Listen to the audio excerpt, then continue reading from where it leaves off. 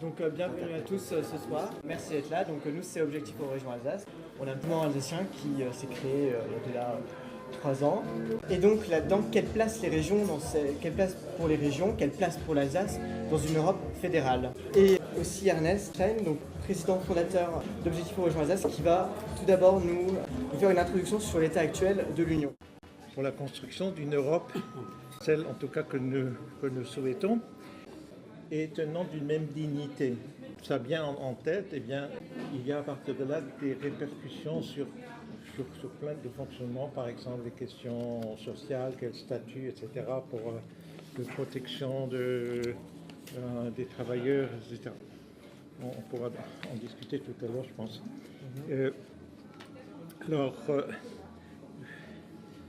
Pour faire face aux défis, l'Europe a besoin, pensons-nous, et c'est dans le programme, alors une véritable gouvernance politique issue du Parlement, de ce Parlement qui va être voté.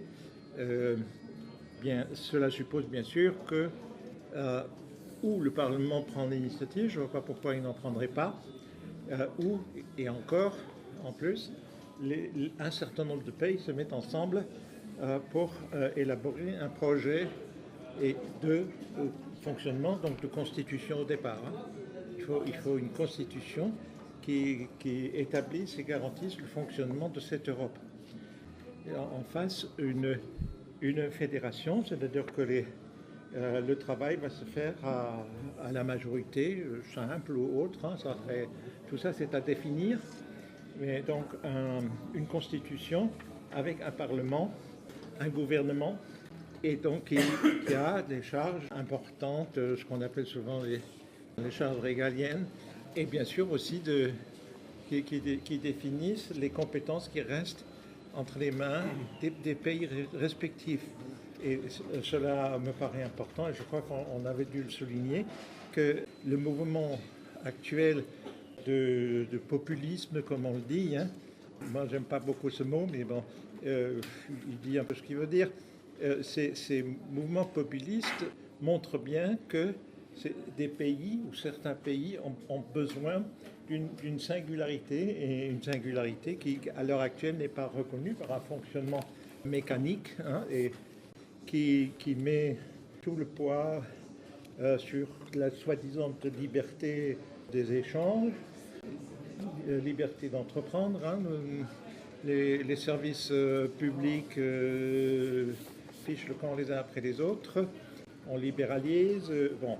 Donc il faut un certain nombre. On est passé d'une Europe qui finalement au début s'est construite pour et par la paix. La question de la place des régions dans cet ensemble. Et je ne sais plus si on l'avait inscrit dans le programme, mais en tout cas, nous avions suggéré la création d'un deuxième parlement qui serait une espèce de Sénat où seraient présentes les régions, justement, et avec une possibilité de définir des caractéristiques propres selon l'histoire, l'état linguistique, etc. Donc on pense à l'Écosse, on pense à la Catalogne, on pense bien sûr à l'Alsace. Voilà, et donc ce fonctionnement, eh bien, il doit nous donner, à terme, on verra, une Europe qui tienne une place dans le monde et permette aussi de contribuer beaucoup mieux qu'elle ne le fait aujourd'hui au devenir de l'humanité. Merci.